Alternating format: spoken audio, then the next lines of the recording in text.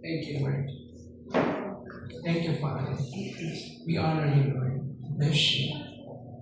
Samahan niyo po kami, Panginoon, na yung gabi nito. Iyan niyo po na kayo po siya gagalaw sa kakaibang paraan. Salamat po sa kakaibang hipo ninyo. Pag-ulos kami, Ginoo, ikaw pa dahil natutulog ka nang balik kami sa iyong presensya.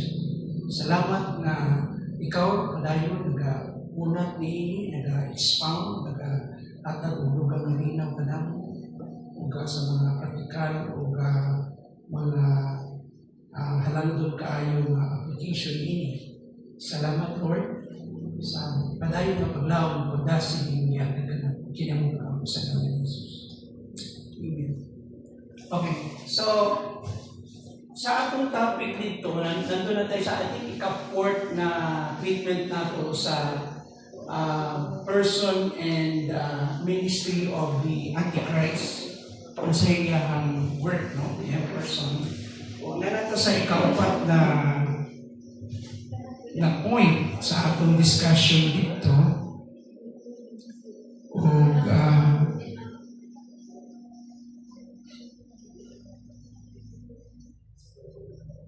Okay. Atong paningkamutan na more on practical ang treatment anino sa ato. Katong uban medyo very doctrinal ang approach dito sa introductions na to. O sa ubang detalya.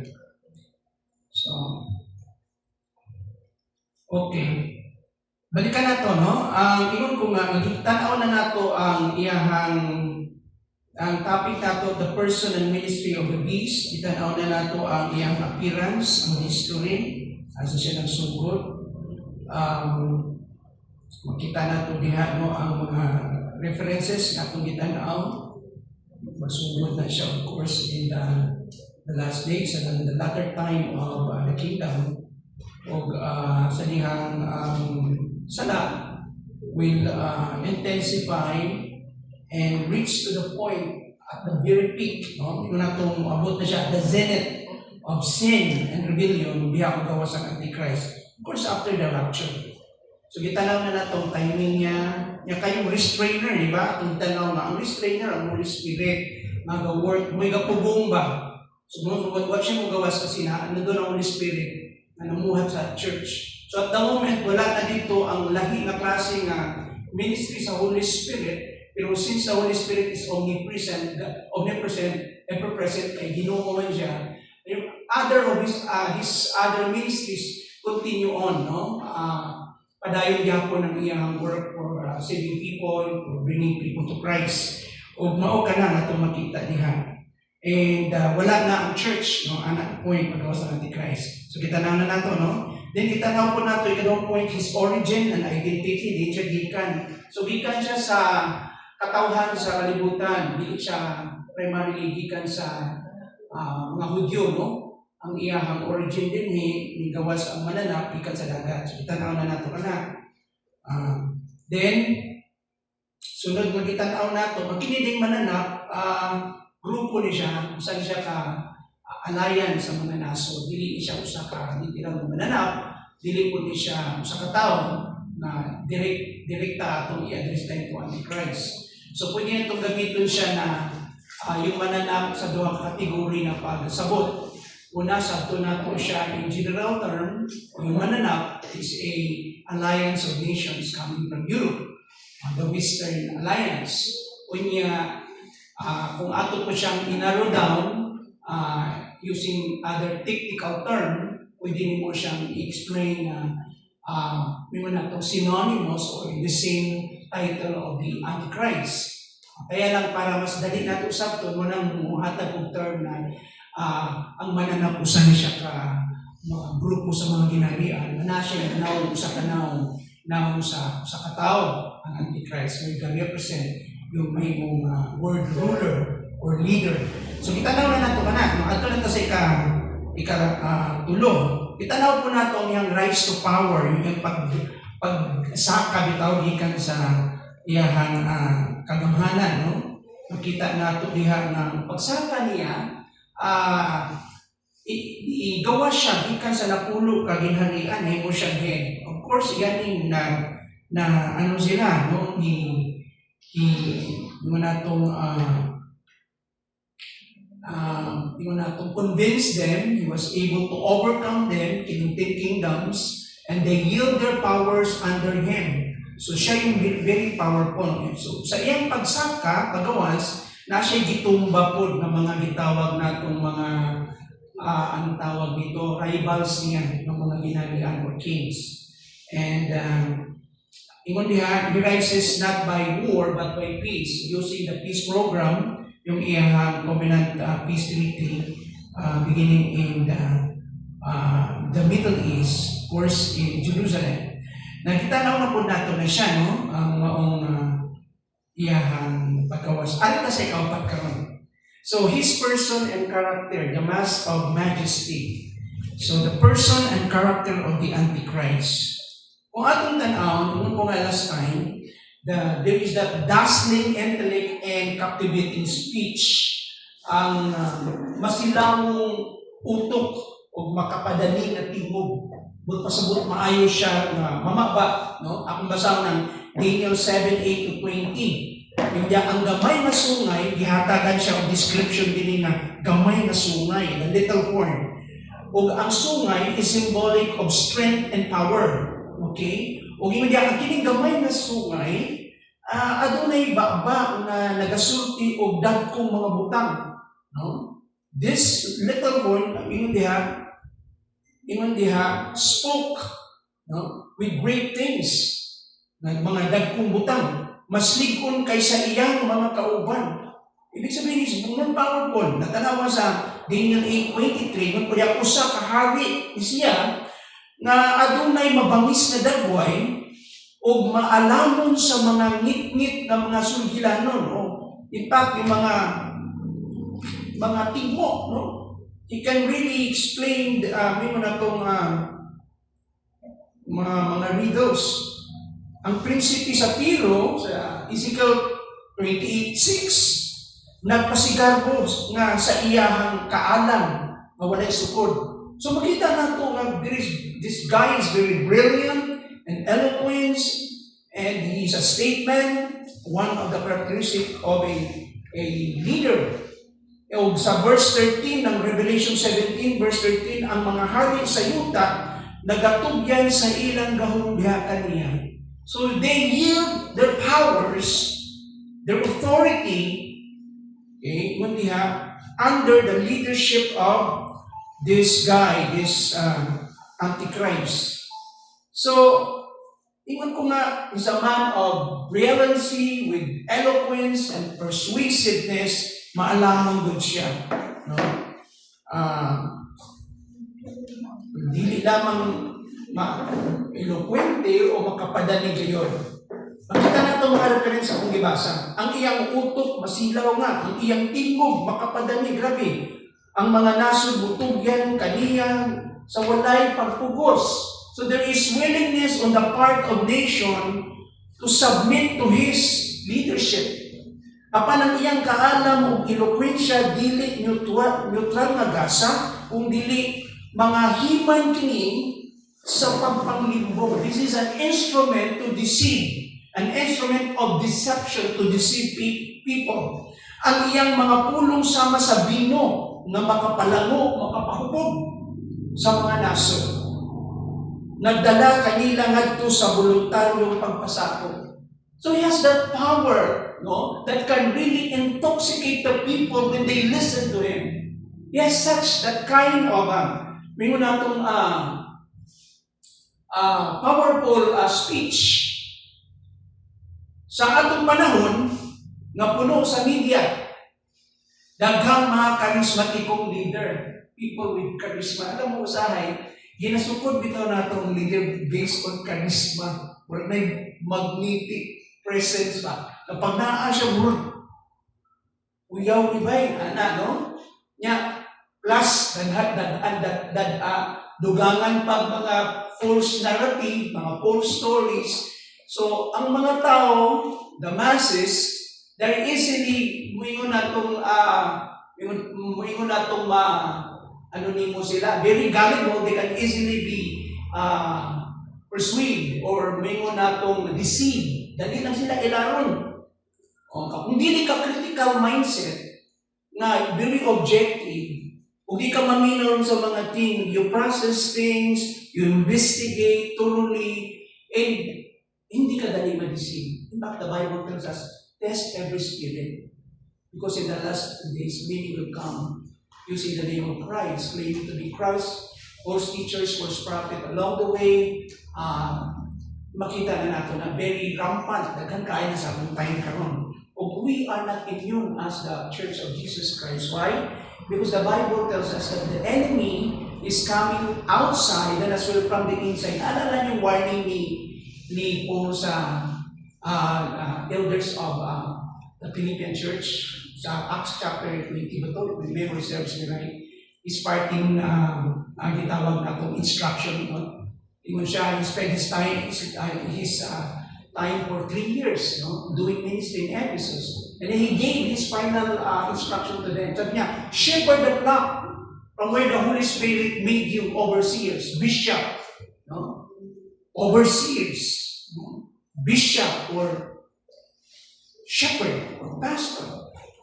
Yung gi-address sa mga elders in Ephesus. Sabi niya, keep watch of yourself and the flock of God that He entrusted to your care as overseers. Ingon niya, because they were purchased by the blood of Christ. Gipalit sila, pinalo sa dugo ni Kristo. Ito imagine, a single solitary individual, regardless of his background, regardless of his influence or status in his social strata, regardless of that, as long as you are a child of God, remember that you are important because you are being purchased by the blood of Christ.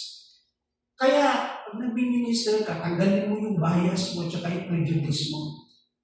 Because yung pag nag-minister ka sa tao, hindi ko gamay yung ikso na, nag-minister ko karon. As pastor, I always give instruction. Pag nag-minister tayo sa tao, pag masyadong offensive yung culture, mag-feel niyo yung yung spiritual climate ng lugar, yung anima of that place, very depressing, and unfriendly, very hostile yung mga tao. Sometimes, mag-create ka dahil ng bias. Yung tanaw ng mga tao dahil grupo, not as an individual, the same sinner like you, with flesh and blood, na parehan mo. Kaya pag tanaw ko sa tao, pag gospel na pag-uusapan, ipadapin ako yung kultura niya, yung race niya, tanan ng mga add-on, titingnan ko siya from Adam. The same person with sin nature that needs a Savior. Importante niya. Amen? O dinhi, why? Because the enemy look after for the church. Take care of the sheep. Because the enemy watch yourself and the flock. Because the enemy, the adversary, will attack the flock and they will not spare the flock. Coming from the outside. Ako sabi niya, but even in your own number, listen to that. Even in your own number, inside the body of Christ, people will arise and they will distort the truth. Ilang lubagong kamaturan. They will begin to teach mga erroneous teaching, mga faulty teaching. Ang pagliso, anak, very subtle, daliin mo bantayan. Daliin mo mabantayan yung abuse. Yung kulto, daliin mo makita yun. Ang diliin mo makita. For many years, itanaw mo yung brand, yung conviction ng grupo na yun, yung leadership ng grupo na yun. But over the years, hinay, nag-fade yung spirit, nag-fade ang conviction. Nawala na yung original na foundation. It's no longer the same kind of spirit of the reformers of the past na naka-align with Paul. Kaya nga, kung tanungin kayo, Di ba? Eh bakit? Paano nag-prove na? Tinuod mo, karoon naman mo nagsugod. Eh kami, sa time pa ng 30 AD, naalala niya, mas i-quote ninyo na sa, yun ang argument sa Pikas. Sabi na, pag nag-quote ng Encyclopedia Britannica, kung pa'y gamitin nga reference o Wikipedia, no? Nadiyot lang. Ay, ito pang claim. Gikan kami si Peter, yun ang unang pope. Di ba? Ano sabi ng Bible? We are not lineal succession. We do not follow the lineage. Paul is not the first pope. There's no such thing as pope. No? In the Bible, okay. We follow not the lineage. We're not lineal succession. We are creedal succession. We follow the creed, the same teaching, the same stand, the same statement of faith of the apostles. Kaya nga natin mga confession, we believe the Father, creator of heaven and earth, the apostolic creed, and all this creed na given, i-touch na niyo man sa inyong survey. You know, yung mga creed, mga councils, Athanasius, gitawag na kung the Nicene Creed, the Chalcedonian Creed, di ba? The Creed of Ephesus, the Athanasian Creed, and many more, na atay books na gisunod. You can explain din kagikan. No? And so, mauna nga, ang labanan, hindi gikan sa labas, gikan sa sulod, pag biglang muliso kayo, yung spirito ng gatudlo. And if we do not have a solid foundation, we can just easily be deceived. Kaya nga, sa atong panahon, daghang mga, sa panahon nga puno ang media. Media is, of course, the medium of communication. Daghang karismatikong leader o influencer ang nakapadani sa daghang katawhan, pinaagi sa ilang istorya o retorika. Ang mga magtotoo, kinahanglan mag-ila sa kamatuuran sa labaw pa sa gitawag natong eloquence o mga mapadani na pinulungan. Sa 1 John 4:1, makita na to, test every spirit. Nalala yung statement ni Paul sa 2 Corinthians? Alam mo, paborito na ko yung 2 Corinthians na yan. Turn your Bible with me. Talagang ko nag-emphasis itong explanation na to. Tanawa yung one of the, I consider this the philosophy of Paul. Tanawa yung 2 Corinthians 1. Sugod ko sa 2 Corinthians 3.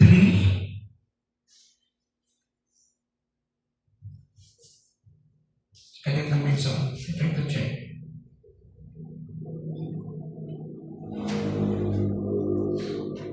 Okay. Ako tanaw na yung kaniyang sa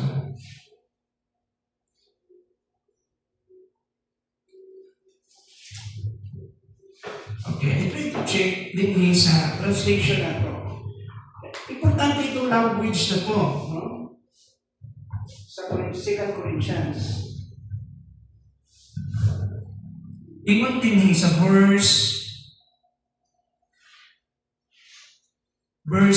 chapter 2, beginning in verse 1. Usawa na ko ha.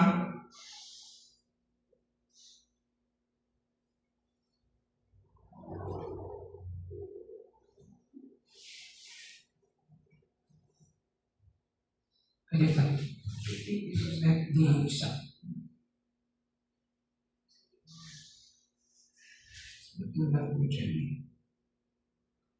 There is a specific verse here, hindi na ko ma-memorize. Colossians man din, kaya pala ganisod ko pangitan.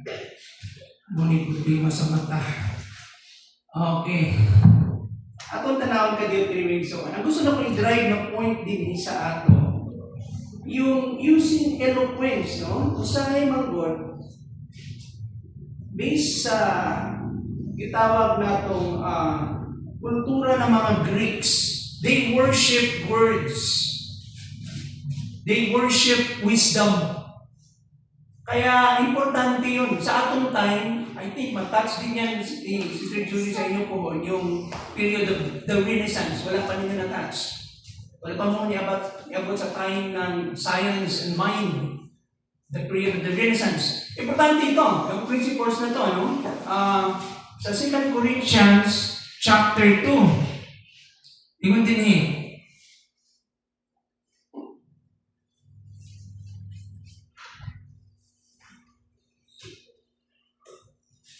Okay. Ako sa tanaan ngayon sa una. Ako basa ang sugod sa chapter 2, verse 1. Nagpasabot ba kini nga nagpasigarbo na usab kami sa among kaugalingon? Okay. I think 2. Start ko sa 1. Busa, nakahukom ako nga dili na lang muanha kaninyo pag-usab aron, dili ko kamo hatagag kaguol. Kay kung hatagag ko kamo kaguol, kinsa man unya ang maglipay kanako dili ba kamo ra usab. Busa gisulatan ko kamo. This is not the right word for that. There is this portion sa 2 Corinthians. Hindi ko siya malupit ng exact verse. For I decided to come to you, not to preach the gospel, not using eloquent words, dili pinaagi sa mga inashasan ng mga pulong, kung dili pinasikad sa gahom sa Espiritu. Aron ang inyong pagsalig, wala nakadepende sa mga maayong pinulungan o sa kaalam sa tao, kung dili sa gahom sa Diyos. Yun ang punto niya dito. Okay. And dining dapita,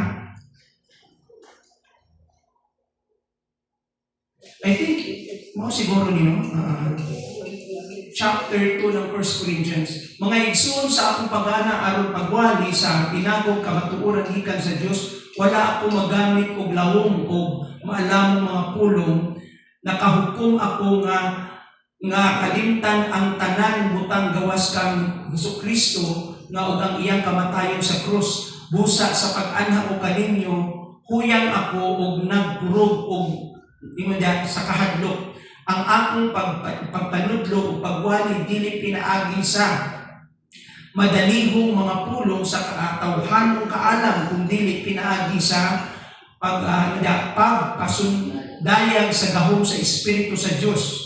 Ang verse 5 mo yung pinaka-rason, no? Aron, inundiha, aron ang inyong pagtuo dili mag-agad diha sa kaalam sa tao, kung dili sa gahom sa Diyos. And so, kung imong basis lang, maayo man ni musturya God, sigurado okay na. No. Tanawin yun ninyo yung karakter, yung kinabuhi, yung espiritu, no? Yung sinultihan. Kasi yung sinultihan, kayang gawin ng bisang kinsa na. Mapil ka sa politika, mumindot, imong sinultihan. Pero ang mga tao, mutanaw sa agi, dili sa sinultihan. Amen?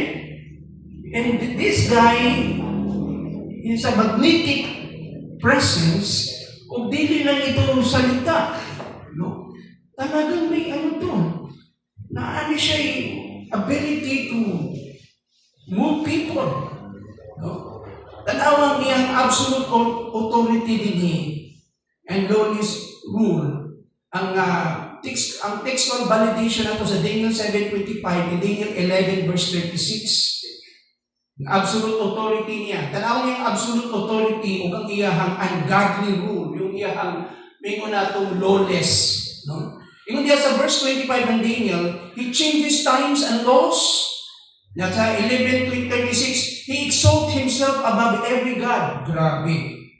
No? Siya yung diya sa Bisaya pa, siya nagabago sa mga panahon o mga balaod. Grabe, usmo niya palisiya ko. Dili ni usa ka gobyerno lang ng nasod o iyang impluensyahan. Maghimog yun siya balawod sa kalibutan yun. Ang iyang lihok, maapektuhan ang kada usa ka tawo. Siya nga nabag-o sa mga panahon o mga balaod na verse 36 is really a leader. Siya nagapasaka sa iyang kaugalingon labaw sa tanang Diyos. Subot pasabot, kabalo siya, away siya madaghang mga pagan gods. Pero, mas gi-elevate niya ang kaugalingon kaysa tanang Diyos. Grabe, no? Yan yung tawanan. It's really, anong tawag na ito? Ano? Deluded. Saan ang deluded? Sabi ni Saya? But pasabot, ano lang ba? Nag-i-illusion lang siya. Deluded. Na. So, tanawa kayo yung tawanan. Sa diya nga siya, malukop sa trono, iyang gubon ang balaod sa Diyos o usbon ang moralidad sa mga kustombre o mga kustombre aron buhaom sa iyang walay balaod nga plano. Sa laing pagkasulti siya magahari uban sa absolute authority o nagabago sa mga balaod o mga kustombre. Grabe, no? Once he is elevated to power, he is enthroned to power, he dismantled divine order and rewriting morality. Ipaundang niya yung practice ng Temple of Jerusalem. Ano yung time? I believe, yung ubang mga palisyaos mo niya. And he began to rewrite morality and custom to suit in his own lawless agenda. In other words, he rules with absolute authority, changing laws and customs. Iyan ang pagbupuntanan. Ingana ko siya ka, may laki, no? Now, kung pasabot ana sa ato, no? Labi na karon in application in today's shifting moral standards, no? Kini siya gaanino sa maong realidad. Christians must anchor themselves in God's unchanging word, in the eternal word of God. Alam mo mga igsoon, nung si Jesus nagtudlo ganin, alam niyo yung John chapter 6.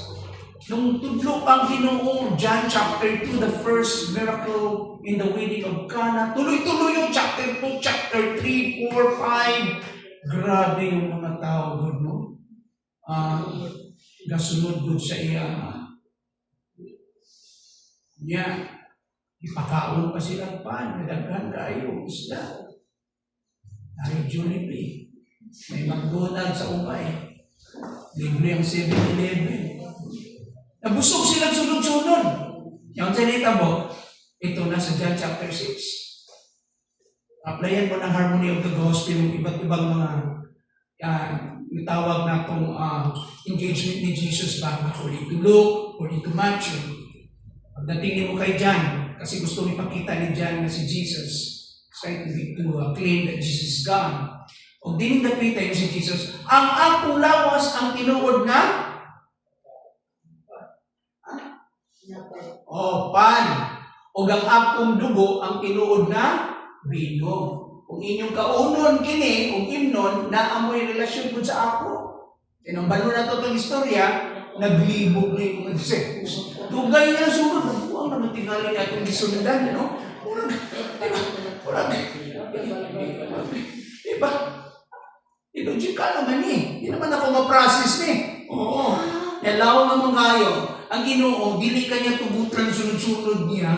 Hindi lang sa gitawag na itong at na surface level lang ng commitment. Gusto sa Ginoo nga mo dive na ka as a disciple, makaintindi na ka sa mga different things. Kasi ito imagine ang nagsunod. Pila ito kalibo? Ha? 5,000 lang laki. Wala abot ang bayi mga bata dito. John MacArthur surmise possible 8 to 10,000. Now, karon, nangawa na tanan. Ang nabilin lang, Yusi. Kunya, ingon na si Jesus. Oh, napaman lagi mo. Sabi na kung nanghawa na mo. Diba? Niya, ingon siya, Lord, ingon siya, dosi mo akong pili, pero kung sa inyo yawa. Naalala niyo? Tanawa yung language. I have chosen 12 of you, but one is the devil. And he gave reference to Judas. Ingon si Peter, asa mo ang Ginoo? Ito na. Naa kanimo ang pulong na naghatag o kinabuhi. You have the word of life. Ito na yung Peter. Lumalim na yung understanding niya sa pagiging disciple. The rest, katulad sunod-sunod, out of curiosity lang ito.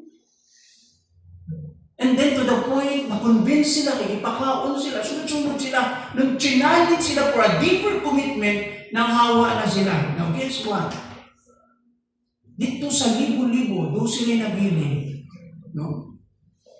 Pila na yun ang committed disciple sa Tinoon? Except Judas. Ilan? The rest, born again itong nangawa. Born again tili. Hindi, isunod na good. Ano, pinamot kay Jesus. Oo, di ba? Kanya, convince yun. Oo. Hindi ko na-convince. Hindi ko na-convince. Usapan natin dito, commitment. Unless you believe that Jesus is Lord. Now, hindi nitabo, professing lang buto sila. Pero nga naman nagpabiling sila Peter o yung mga disciples because of that understanding that you have the word of life. You have the word that gives life.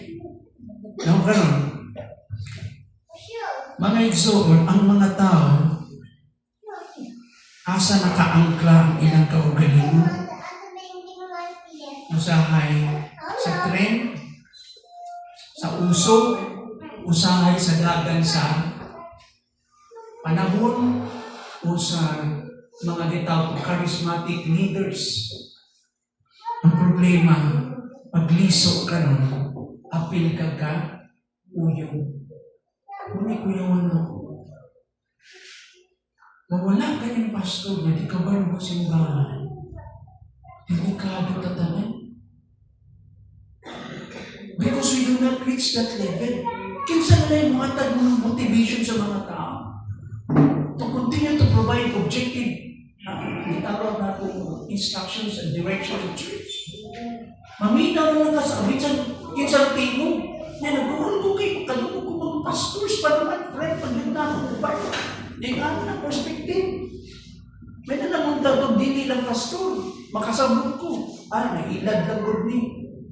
Ano lang good ni? Because of being false narrative. Tanawa, text pa lang gani pinag-uusapan, di na magkalimaw yung mga Christians. How much more mo abot yung Antichrist? Na talaga almost perfect ang tanaw din mo. What kay discernment? Diba?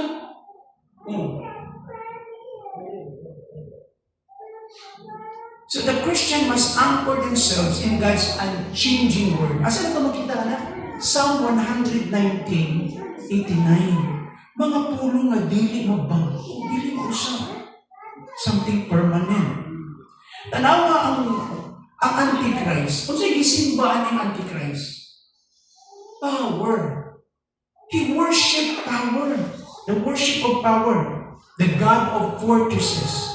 He worships power itself. Sa Daniel 11:38, he honors the God of fortresses. Siya nagatamon sa Diyos sa mga puta. Pag nakita niya gamahanan ka, wow, galing. I give my thumbs up, approval. Galing. Ug siya mo na yung standard, dapat gusto ni mo leader, powerful ka. Wala siya bago diri, powerful ka. And ang iyang relihiyon mao ang gahom mismo. Ang kusog militar mo na yung gahom.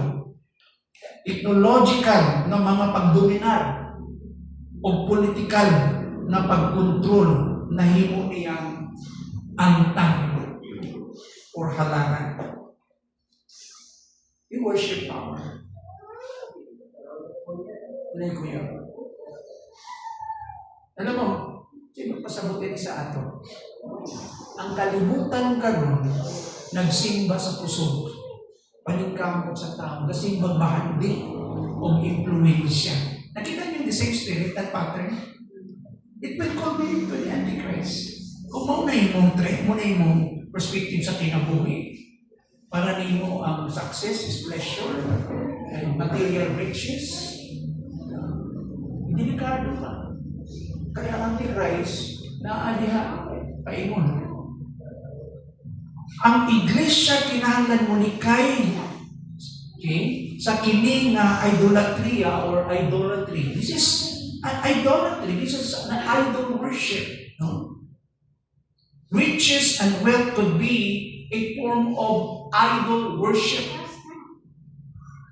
Hinumduman nato nga ang gahom sa Diyos, himpit diha sa pagkaluya. Dili sa kusog. Asa ni Paul gidraw niya ang strength? Sa Ginoo. In fact, si Paul sa 2 Corinthians 12 verse 9, in my weakness, His power in me is made perfect. Higpit ang gahom ni Kristo. Iba ang Christians kasi, dili mo gitago ang imong weakness. In fact, your weakness is a certain space that God can really move in your life to make you realize that you cannot do it alone without the grace of God. Asa gikuha ni po na, I can do all things through Christ? May context to yun. Who strengthens me. Bago siya magsalita nun sa Philippians, yung language na nagsugod siya, I learned the lessons on how to be content in whatever circumstances I am. Whether in plenty or in great one, I experience a certain kind of satisfaction and fullness coming from Christ. And that is why I can do all things through Christ who gives me strength. Yung secret. Na ang problema ng Antichrist, power. Pag wala kang power, weak ka. Alala niyo yung term ng evolution. Survival of the fittest. Kung sino yung mas powerful will survive. Alam mo, in this world of utility, pag wala kang silbi, ipadapin ka sa mga tao. Again, yung feeling mo naman, wala kang silbi mo. Sa Diyos, may silbi ka. Basta po kung because God, even the unbelievers, God put eternity in the heart of men. God put the thoughts about eternity in the hearts of everyone. Now, how about us Christians? We are more aware of the implication of that eternity. Ang mga tao gusto na kasabot, ang naintindihan nila, nahin mo lang lumang. There's a certain vacuum inside me. Hindi magpuno sa bisan kung sa mga. Ngayon yun, ang ginuulang makapuna. And unless we are broken, mabuta sa point na mabreak ta, o makita nato itong kaugaling na we are helpless, makita nato na we are nothing, then that's the only time we will recognize that God is more powerful than us. Amen? Ang Antichrist, ayun yun. He worship power. Wealth. Influence. Sa ating tulog ka, i-G na lang nato. Very alluring, very enticing. Ano sa to? Gold, girls, and glory. Yan, kung lalaki mo lang. Sa ano naman, sa F, fame, fame, and fortune. Alam mo sa kalibutan, ano yun? Dapat powerful ka. Alam mo, ang totoong leader, character, tsaka spirit. Yes, you're a man of action, but first, you're a man of character. Not just character, a man of godly character. Paano ko malalaman that person is godly? Anong lumalabas sa bibig? Something that can edify, can build up, can provide hope and healing. Something that can change the lives of the people. Pag ikay yung storya, yun ang buto. Ang Antichrist will drive you away from God. Ipalayo ka sa iyo. Yun ang Antichrist. Wala'y maayong buhat ang Antichrist sa atong kinabuhi. Ano na Antichrist? False teachers and false prophet. Luwi kayo yung mga tao, gasing ba sa simbahan? Kunya, tanaw na ba? Ang Antichrist is very controlling. Mas maghari yung opinion niya kaysa word of God. You know, if the people will not grow and they are not happy, I mean happy in a sense that they are really experience God, no? And they are not growing, advancing in the faith, then I would say, leave that church. Awa, kay manuman. Huwag ka diha. Hindi ka diha. No? Isang beses mo nagpili, nag-prayer na to, Lord, sana yung pwede ito, kanunay na, gatubod yung kinabuhi. There must be light in the pulpit. The pulpit must be sacred and only used for the Word of God and for the glory of God. Not your own opinion, not your own drama, your emotion, ilabas mo dyan. Hindi. It must be the Word of God that can build our people. Ano mo yung sunod na pamaagi sa Antichrist? The covenant of peace. So he came up with this, he will come up with this covenant treaty, or this covenant or this treaty of peace. And then broken in betrayal. Saan ito makita nini? Ang context of validation nini. In Daniel 9:27 and 2 Thessalonians 2 verse 4 and Revelation 13 verse 5. Ako masarang ng isonan. Ino din Daniel 9:27. Siya magapamatuod, magapamatuod sa usa ka kasabutan sulod sa 7 ka tuig. Apan iyang gubaon sa tunga. So he will break that peace agreement at the middle of the 7 years. Tanaw ang 2 Thessalonians 2 verse 4. Siya mulingkod sa templo sa Diyos. So ang assumption na to, wala pa'y templo karon, but in the near future, okay,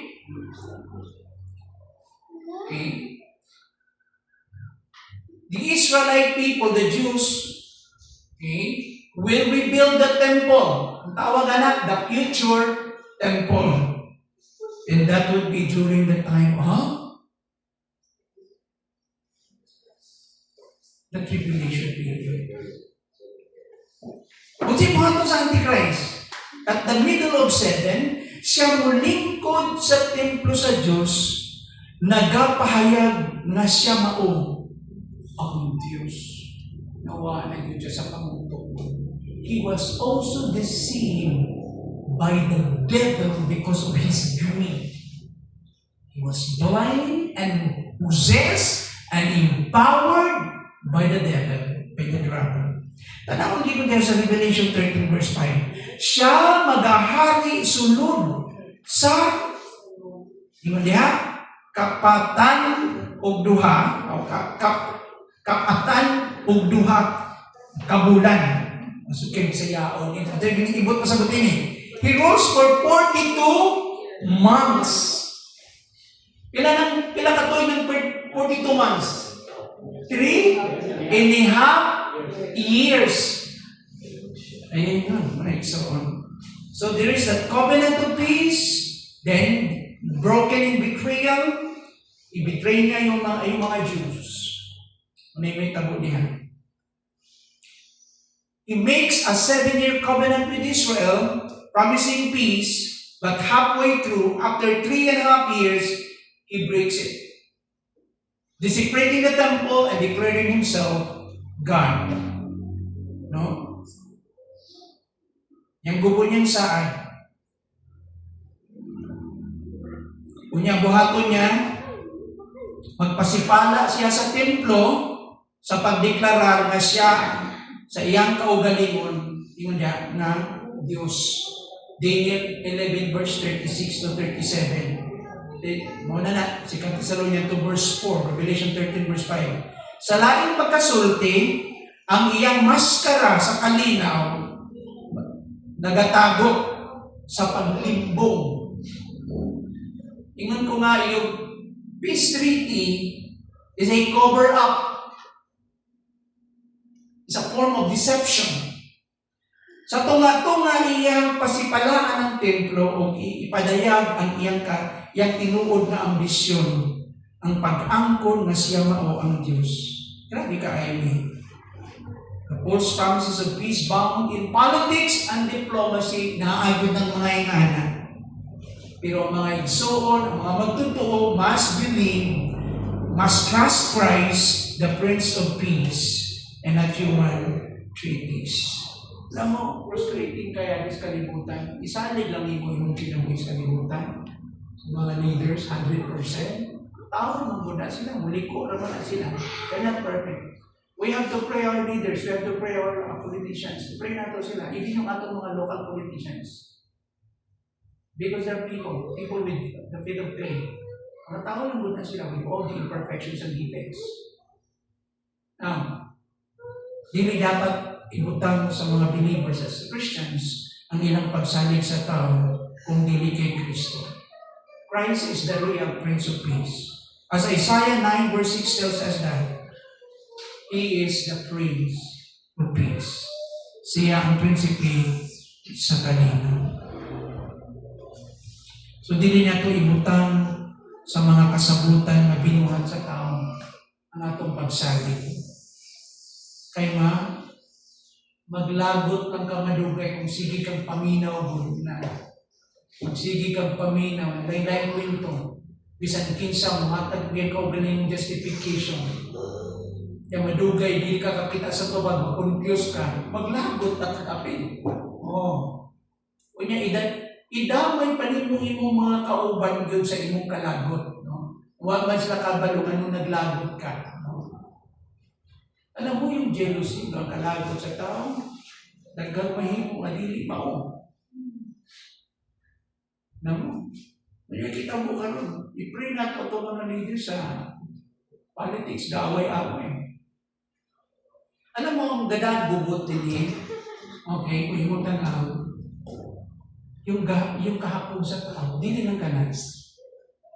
Remember, we are in a spiritual battle.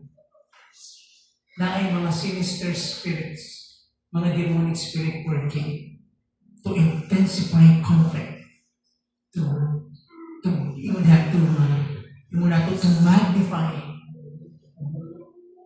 yung mga ipadako, kalayo. Tanawin ni Antichrist sa tinuod lang. Ang iyang mga baba, ang gagula-gulo. Ano naman? Mga pamulong, mga pandakot, blasphemous mouth, and satanic power. Ako masasabi sa inyo.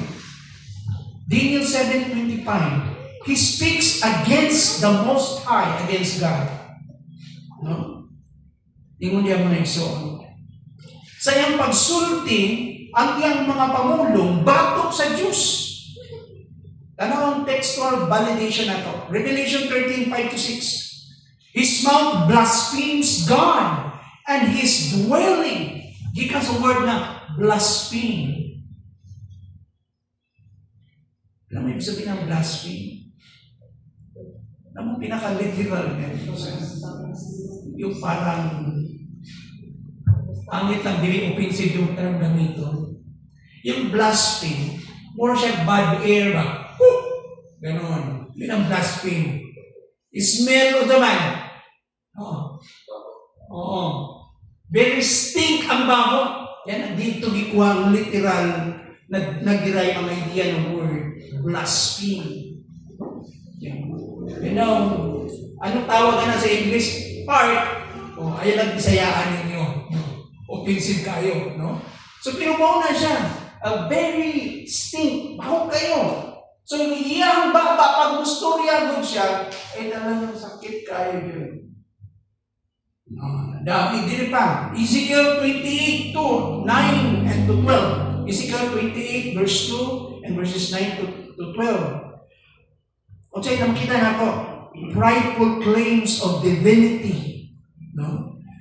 Pasabot kini echo of satanic rebellion. Ipakita kini yung satanic rebellion. Yung kini gitawag na itong yung one on God na ingon na itong pagre-rebuilding.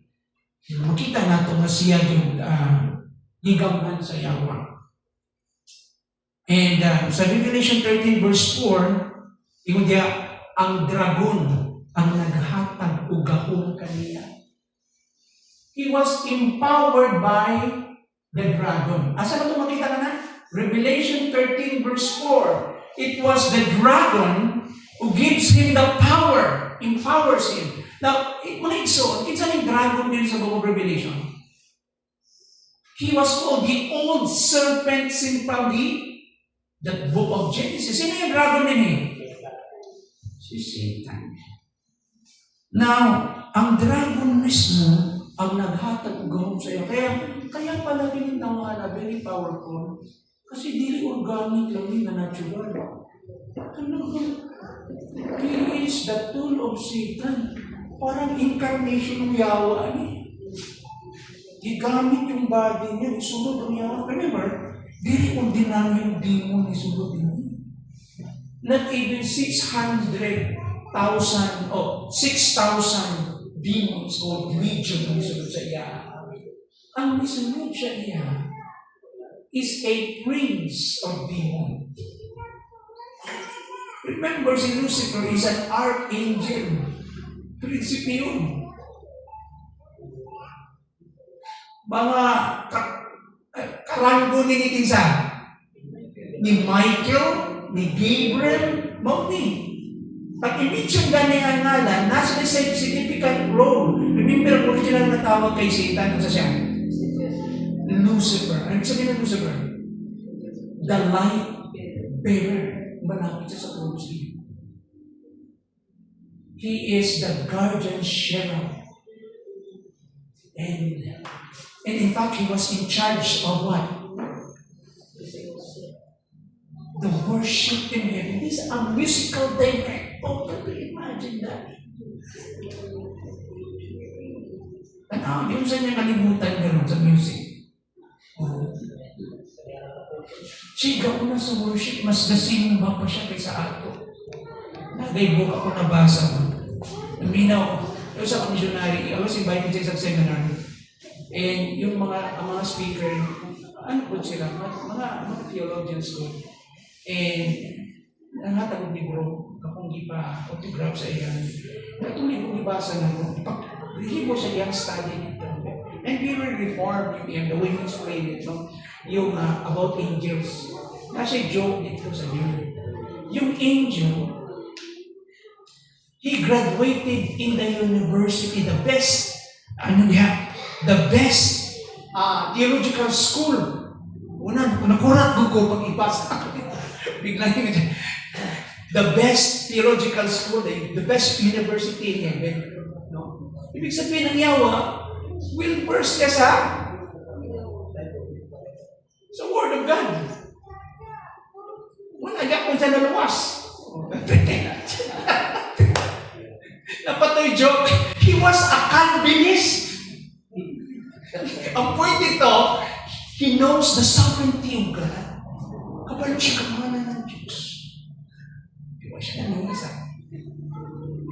Nakinig yawa mauwi ni sulog ganto sa Antichrist noong yan itawana. Wait, kining yung Antichrist, ito mo hindi kami.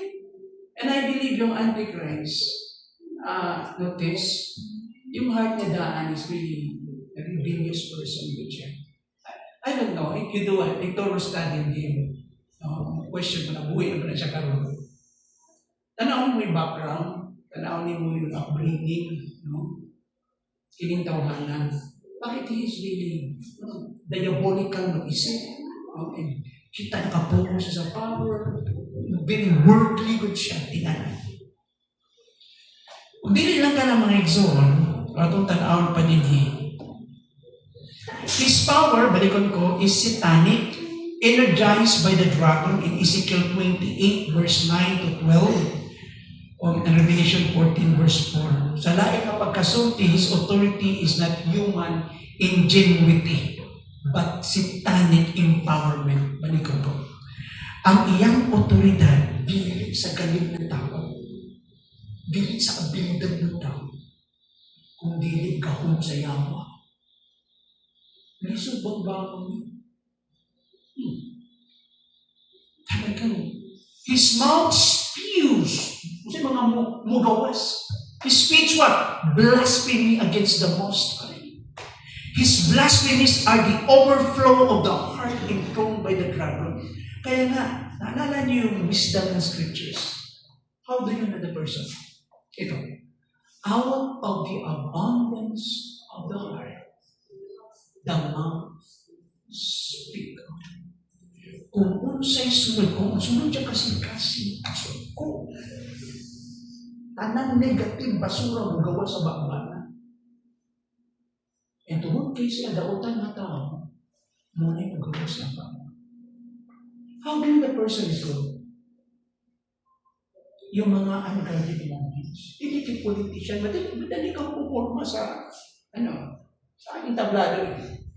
Yung natural lang, at yung adlama kinabuhi. Yung natural na, natural mo, something organic ang magawa sa iyo, maibawaan mo kung sa'yo sa siguro. And very devilish, very evil, ang magawa sa iyong bakma. Kaya may wisdom ng scriptures. Hindi mo pwede mo na, ay, buutan mo na, sinultihan lang na, di kong too. You mean na makak ang scriptures? Ito yan eh. If you plant something in your heart, that will reap in your mind. If you plant something in your mind, then it will reap in your mouth. Yun. Hindi, nasulti ko lang yun, hindi, yun ang nag-shape sa pagkatao mo eh. If you are prone to worldly things, nanundali ka madali sa mga kalibutan ng butak, may maunay ka mapunos, pasuray kasi mo, tsaka mo na. But if your heart and your mind is filled with good things, kaya nga basahon mo yung language ng scripture sa Philippians chapter 4.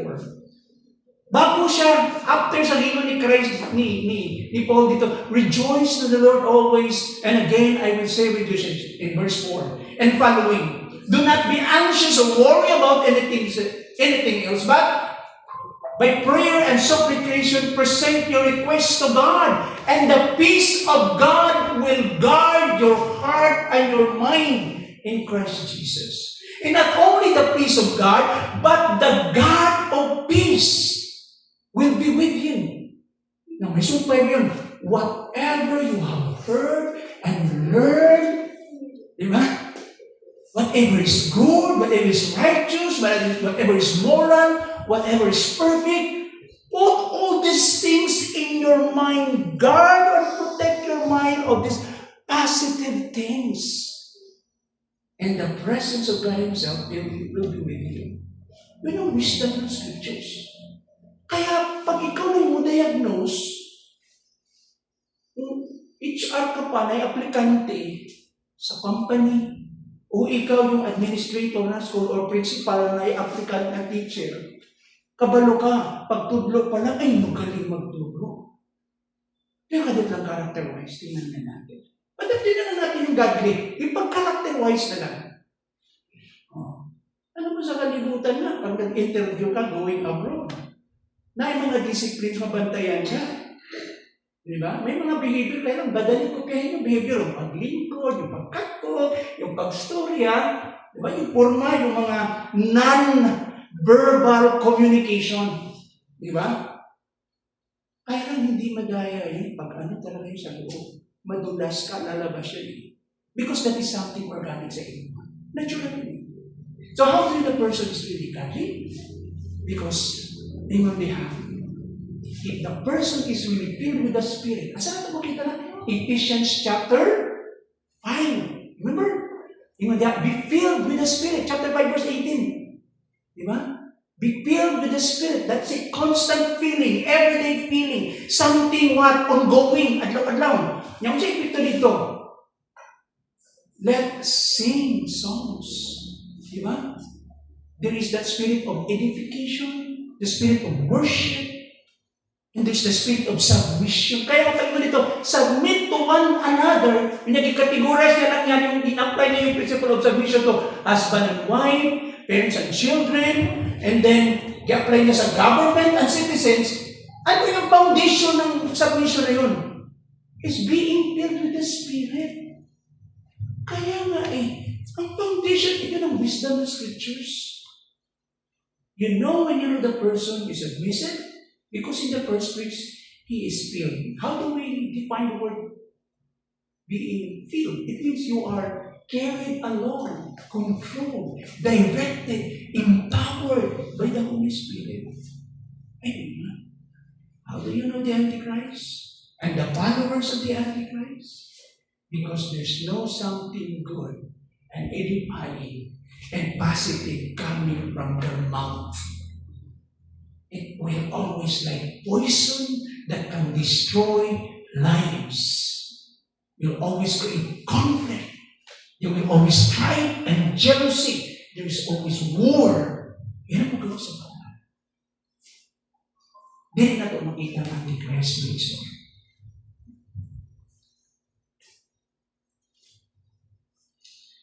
So there's an increasing irreverence toward God. In application sa atong time, naayon pagsaka ng walay pagtawad sa Ginoo. There's an increasing, number of what? Irreverence toward God. In culture, no?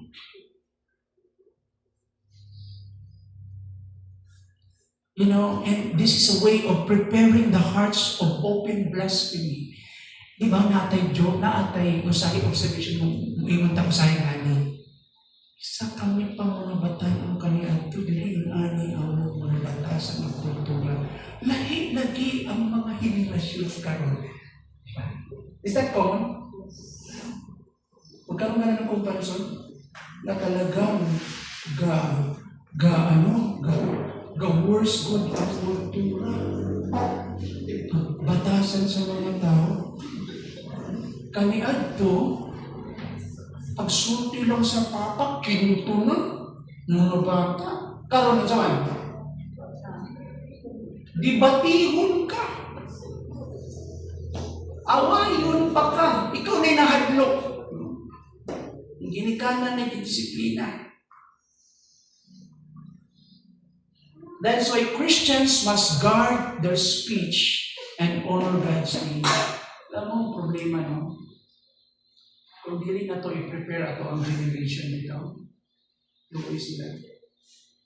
Yung wisdom ang Deuteronomy chapter 6. Mo, the young people, this coming Friday, na kami tawag ni come sa church. Sa medyo alam mo yung mga young people, kung dili mo silang tamasan karon as early as now, yun ang wisdom ng Proverbs. That is a general wisdom. Train up a child. Start early. And when they reach the level of maturity, they have that kind of conviction. Padayon sila. Yun ang wisdom ng scriptures. Kuyawan ko yung mga bata na tumudako sila na wala na ta. Wala mo paimang, wala mo bablong, wala mo kontrol. Mas kuyawan generation sa mga. Kung saan na generation ka? Tapos na ta sa generation Z, na nata sa generation. O kami, mga baby boomers. Si Primanong generation. Alpha Omega. Alpha Omega. Oh. Hindi niyo na batayan. Tanawa sa physical gani ha. Grabe yung cellphone gano'n. Naipikto po sa education ng bata. Naipikto sa mental aspect ng bata. Daghan ang na-autistic karong panahon na. Dili inborn na. Created by what? So much time na nakababad sa screen. Yung paspas kayo dito, yung pagpindot mo. Kunya mga kunurian mo pa, in-check yung istikutihan, grabe yung bata niya. Notice, yun ang first communication niya. Kaya di siya kabawang istorya ng Tagalog, di siya kabawang istorya ng Bisaya, mag-in-English siya, o niya, mas mag-kinurian mo siya. Huwag siya kasabot yung istorya. Dito pa lang ito, wapay labo ito. Walay control yung screen. Pag dili mo kontrol yung screen, delikado. Manidagan na rin. Jury, gachutor na si Jury. Yun ang problema ko dyan ng bata. But going back ang giman mo, so, we have to guard our speech and honor God's name. Yun ang wisdom mo. Na may wisdom kini, we are the salt and the light of this world. Christian must guard their speech and honor God's name. We should not misrepresent God. Dili na to angay good misrepresent ang Ginoo. Tanawa ang lawless system and lying wonders. Okay. Makita po nato din sa 2 Thessalonians 2, na diha, 3-9, at verse 3 and verses 9-10, na ay gitawag natong he leads a lawless system and performing lying wonders. Naapot siya milagro. No? The man of sin deceived with lying wonders. Naapoy mga milagro ang Antichrist. In Revelation 13 verse 7, he makes war with the saints. So he is the number one enemy of the people of God. In Daniel 8:24, he prospers in deceit, destroying India mightily. Mas mudaog siya pinaagi sa unsaman. Deceit sa mga panglimbong, mga intriga. He's master of deceit. But pasabot, his counterfeit miracles, his fake miracles, captivate a deceived world. Madani ang mga tao sa iyahang mga milagro. Humanity blinded by delusion, mabutaan ang mga tao, 2 Thessalonians 2 verse 11, and worship Him as God. Alam mo, sa ato nga time, di ba minsan, ang mga tao, murag bitaw madro sa imuha, o kung makakita sila ng mga unsaman, milagro. Alam mo tuo ko, naitinuod yun. Pero daghan sa mga churches na ay mga na-abuse na ang Holy Spirit. Especially din sa Pentecostal, the New Charismatics, mga Neo-Charismatics and New Pentecostals, na ay mga good na mga churches na careful sila niya, pero naapoy mga na-abuse. Ang hinungdan, anak, because of a weak foundations, hindi ka sensitive bukod sa espiritu, kay hindi maka-founded sa pulong. Kunya, na yung mga lihok ang yawa, mailaron. Kabalo mo, ang yawa muli mo, dili lang sa gawas, mas mulihok sa sulod. Di na tinuod na, pahawa in Jesus' name, di na tinuod. Ang yawa, makigubat siya sa mga tao, katong kaaway niya. So, dili siya. Pwede ba kusunod ang yawa sa gathering ng mga Kristohano? Of course. Kung saan may hadlukan sa yawa? Ang ala ni Jesus. Pero pwede bang kopyahan ng yawa? Mga topic na ako sa susunod. Remember na ako sa Acts chapter 19. Diba, naalala niyo yung 5 Sons of Sheba. Naalala niyo? Nakakita sila ni Pablo. Naging sikreto ni Pablo. Palayasan ko na naman sa ngalan ni Jesus. Ilit ko piya. Kakita sila tao na yawaan. Sa nagbuhat yan. Sa ngalan ni Jesus. Nagiwali ni Pablo. Pahawa. Magibalikan sila si Yawa. Si Pablo kailami. Kasi nagkikistorya natin noon. Ang Yawa. Para sinasabi ng Yawa, si Pablo, God's property, kailamin niya. No? Is a God's servant. No? Si Kristo, kailamon mi. Pero kamo, wa o kaila. So, ito yung ba kaila? Ang istorya sa Bisaya dito, gikunis-kunis sila god. Gikulata sila. Kaya akala niyo mo yung using the name of Jesus is open sesame, no more of formula? No. It must be real to you. You must have a personal relationship with Jesus. Kasi sa Bible pala na-abuse yan eh. Na how much mo karon? Oo, di ba? Nauso itong ilaway na jacket, ba? Sa Bible na, di ba si Pablo? Ipadala niya kung saan? Handkerchief and apron. Gilihan sa ni Pablo yung handkerchief and apron. Ipadala sa mga tao. Kutob sa mga igo atong iyahang panyo o iyahang apron na masakiton, maayo. Kunya ang mga nayuan, mulayas. Pinaagi lang dito sa instrument ng panyo o apron. Ang sulay unusod na karon. That is a single event. Kasi gusto i-prove dito po, si Pablo, although he's not part of the 12, but he is a legitimate apostle. And one of the confirmations of God sa iya, na siya gipadala sa Ginoo. By God's, itawag natong act, no? That is God's approval, God's determination yun, in that particular event. Kaya hindi mo pwedeng kopyahon na yun. Na isa pa po na itong makita dito, ngayon ang authentic na power. Kang problema na ito, ng puso, bitaw niyo mo, ang power anytime na gusto niyo mo gawas, hindi na tinuod. Kasi ang Diyos will not simply display His power. Every time God will demonstrate power, that is always to confirm and affirm the claim of the gospel. That's the context. Hindi yung para ayaw na yung balagian. At the moment kumpruntahon ka ng Ginoo, una, kung unbeliever ka, may nga ng Ginoo, repent. Second, priority na lang giayon ka sa imong sakit as bridge. Pero una sa tanan na ayaw imong kalam. Now, dining dapita mga igsoon na ay mga lying wonders. Ang yawa magminagro po na karon. Kung puputag si Lord, nakapokus lang ka sa magic o milagro, ay madali ka kay di man maayo sa doktor. Sa akong nanapit na kung may makikita dito sa kamambukan.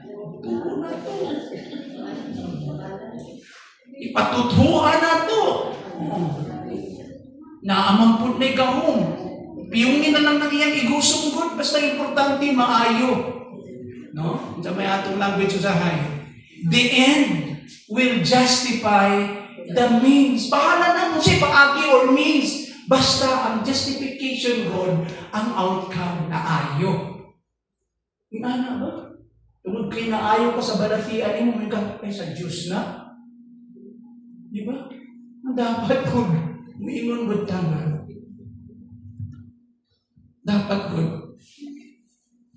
tanaw God sa Ginoo. So mga tao na puntaan ni Hanan. And as I end, in an age of technological marvels or wonders and spiritual counterfeits, natanan ang sa yawa, discernment is critical. Discernment is important. Discernment. Believers must cling or embrace to the true power of the gospel. Asan ito makita? Romans 1 verse 16. Kasi kaksulat itong Ebanghelyo. Dapat critical tayo. Ibig sabihin, mainampingan tayo. So, importante ni yung word na discernment. Kabalo mo dyan pasabot ng discernment.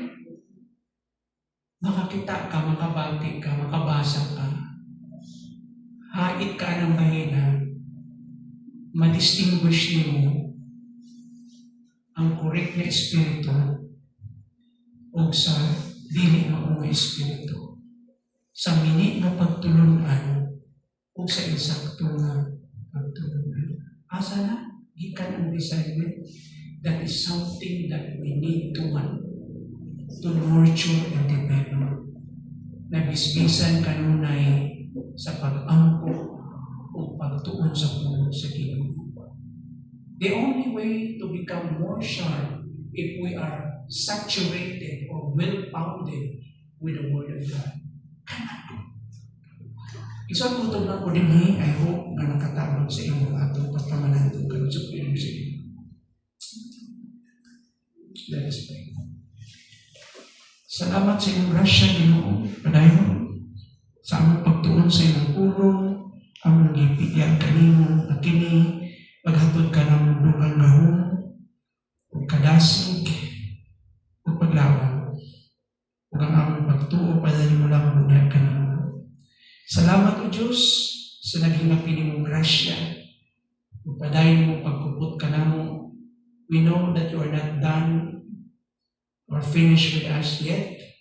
And you have a purpose for our lives. Continue to use us, Lord, for the furtherance of your kingdom. Padayon ka, magagamit o mga kinabuhi. Salamat usab sa naging napili mong grasya matag-agawan mo ipadagaya sa matag-usab. As we end, we return to you the glory and thanksgiving. Amen. God bless you. Okay, Rani. So, ano? Kasi ako